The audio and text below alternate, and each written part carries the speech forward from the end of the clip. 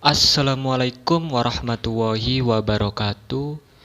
Perkenalkan, nama saya Miftahul Haq dan untuk rekan saya yaitu Mas Saiful Anam. Oke, di kesempatan kali ini saya akan menjelaskan tentang otonomi daerah ya. Kelompok saya akan menjelaskan tentang otonomi daerah dan ketahanan nasional.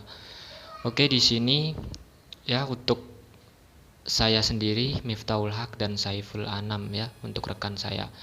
Dan kali ini untuk penjelasan tentang mengenai otonomi daerah. Nah, untuk pengertian otonomi daerah sendiri, otonomi daerah adalah kewajiban yang diberikan kepada daerah otonom untuk mengatur dan mengurus sendiri urusan pemerintahan dan kepentingan masyarakat setempat sesuai undang-undang yang berlaku ya sobat ya. Nah, untuk otonomi daerah sendiri, menurut aspirasi masyarakat bisa meningkatkan daya guna dan hasil penyelenggaraan pemerintahan dalam rangka pelayanan terhadap masyarakat dan pelaksanaan pembangunan sesuai dengan peraturan perundang-undangan. Dalam buku pendidikan Pancasila dan Kewarganegaraan kelas 10 yang diterbitkan Pusat Kurikulum dan Perbukuan Balitbang Kemendikbud ada beberapa istilah atau pengertian otonomi daerah ya. Nah, untuk pengertiannya sendiri, otonomi daerah menurut C.J. Franzen ya, jadi ini menurut beberapa sumber ya, beberapa orang yang menjelaskan tentang otonomi daerah itu sendiri. Nah, untuk menurut dari C.J. Franzen, otonomi daerah adalah hak untuk mengatur urusan daerah dan menyesuaikan peraturan yang sudah dibuat. Untuk yang kedua, otonomi daerah menurut J. Wajong. Otonomi daerah merupakan kebebasan untuk memelihara dan memajukan kepentingan khusus daerah dengan keuangan sendiri, menentukan hukum sendiri, serta pemerintahan sendiri. Untuk yang ketiga, untuk selanjutnya otonomi daerah menurut Ateng Syarifuddin. Nah, untuk menurut Ateng Syarifuddin ini, otonomi daerah merupakan kebebasan atau kemandirian tetapi bukan kemerdekaan. Kebebasan tersebut merupakan perwujudan dari pemberian kesempatan yang harus dipertanggungjawabkan. Oke, untuk next selanjutnya, prinsip otonomi daerah ada 5 prinsip penyelenggaraan pemerintah daerah, yaitu pertama prinsip kesatuan ya, yaitu merupakan aspirasi perjuangan rakyat untuk memperkokoh negara kesatuan dan mempertinggi tingkat kesejahteraan masyarakat lokal. Nah, ini untuk prinsip kesatuannya. Untuk prinsip real dan tanggung jawab, berarti otonomi daerah nyata dan bertanggung jawab untuk kepentingan seluruh masyarakat ya pada daerah tersebut ya. Pemda atau pemerintah daerah berperan mengatur proses pemerintahan dan pembangunan daerah. Nah, jadi setiap daerah itu punya prinsip realnya dan tanggung jawabnya ya, sesuai dari pemerintah daerahnya sendiri itu. Untuk yang ketiga, prinsip dari otonomi daerah merupakan prinsip penyebaran. Nah, asas desentralisasi dan dekonsentrasi bermanfaat untuk masyarakat melakukan inovasi pembangunan daerah. Yang keempat, selanjutnya adalah prinsip keserasian ya. Daerah otonom mengutamakan aspek keserasian dan tujuan di samping aspek demokrasi. Oke. Untuk yang selanjutnya, prinsip pemberdayaan. Nah, tujuan otonomi daerah adalah bisa meningkatkan daya guna dan hasil guna penyelenggaraan pemerintahan di daerah, utamanya dalam aspek pelayanan dan pembangunan masyarakat. Selain itu dapat meningkatkan pembinaan kestabilan politik dan kesatuan bangsa. Oke, untuk landasan hukum dari otonomi daerah sendiri ada 3 landasan hukum. Menurut Undang-Undang Dasar, Ketetapan MPR RI, dan Undang-Undang berikut penjelasannya. Nah, pertama dari Undang-Undang Dasar terlebih dahulu. Nah, acuan hukum otonomi daerah terdapat pada pasal UUD 1945, pasal 18 UUD ayat 1 dan 2 menyebutkan Negara Kesatuan Republik Indonesia dibagi atas provinsi, kabupaten, dan kota yaitu tugasnya mengatur dan mengurus sendiri urusan pemerintahan menurut asas otonomi dari tugas pembantuan itu ya. Jadi di daerah tersebut terdapat aturan sendiri ya dari pemerintah daerah. Untuk yang kedua adalah ketetapan MPR ya. Menurut ketetapan MPR, hukum dari ketetapan MPR RI menjelaskan penyelenggaraan otonomi daerah antara lain pengaturan, pembagian, dan pemanfaatan sumber daya nasional yang berkeadilan, serta perimbangan keuangan pusat dan daerah dalam rangka negara kesatuan Republik Indonesia. Untuk yang selanjutnya dari undang-undang ya, ada dua undang ya yang mengatur ya. Ada Undang-Undang Nomor 12 Tahun 2008 tentang perubahan kedua atas Undang-Undang Nomor 32 Tahun 2004 tentang pemerintahan daerah.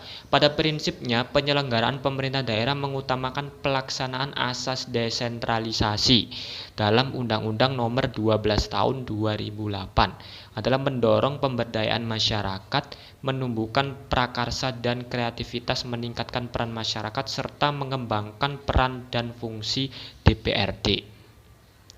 Oke, untuk selanjutnya dimensi otonomi daerah, di sini ada dua ya nilai dasar yang dikembangkan UUD 1945 yang berhubungan dengan pelaksanaan desentralisasi dan otonomi daerah di Indonesia.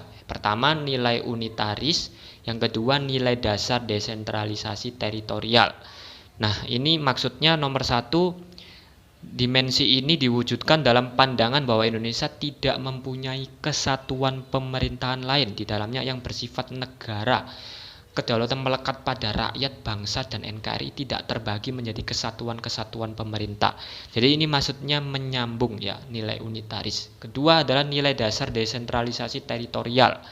Dimensi ini bersumber dari isi dan jiwa yang tercantum pada pasal 18 UUD NKRI tahun 1945, pemerintah diwajibkan melaksanakan politik secara desentralisasi dan dekonsentrasi di bidang ketatanegaraan.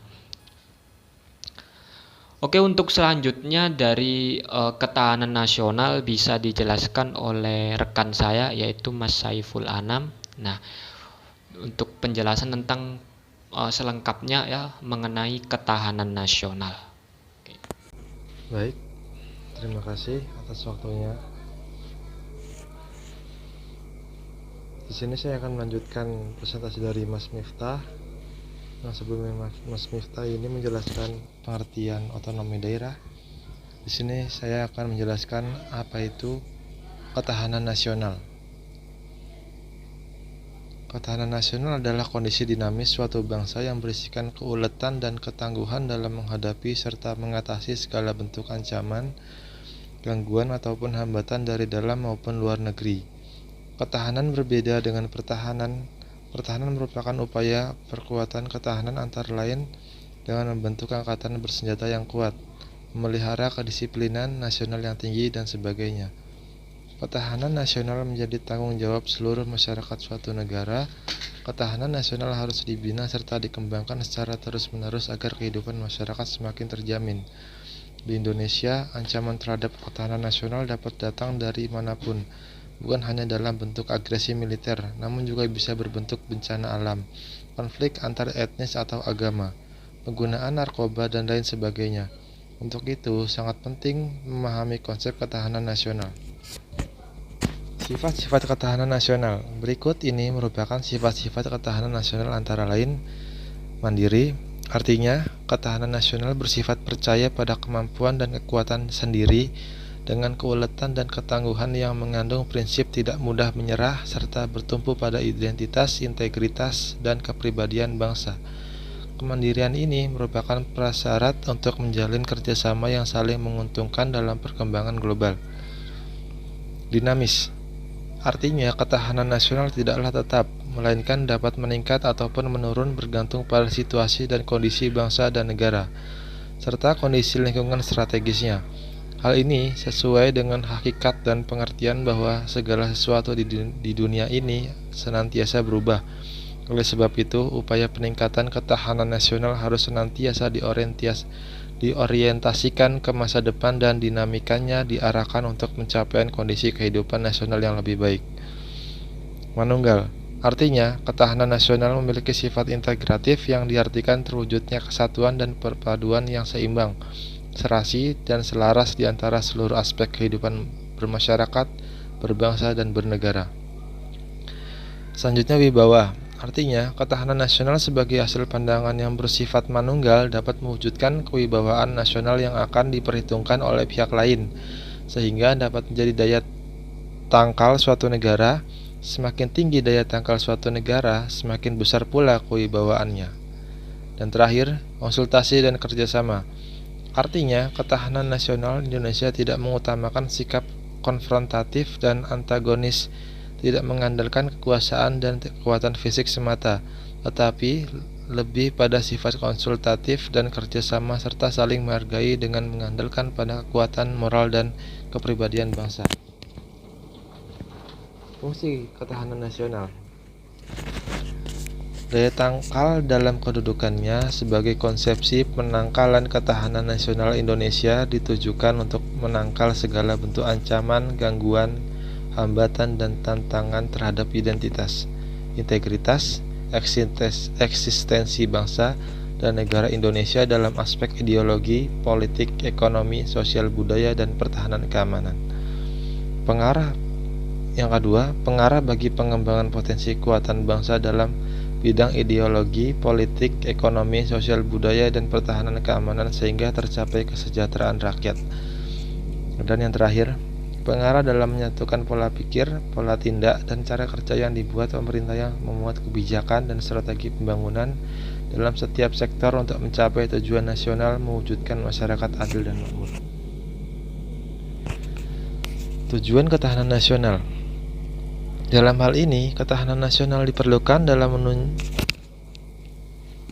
menunjang keberhasilan tugas pokok pemerintahan seperti tegaknya dan ketertiban, terwujudnya kesejahteraan dan kemakmuran, terselenggaranya pertahanan dan keamanan, terwujudnya keadilan hukum dan keadilan sosial, serta terdapatnya kesempatan rakyat untuk mengaktualisasi diri dan kelangsungan hidup bangsa dan negara serta perjuangan mencapai tujuan nasional dapat dijelaskan seperti di bawah ini.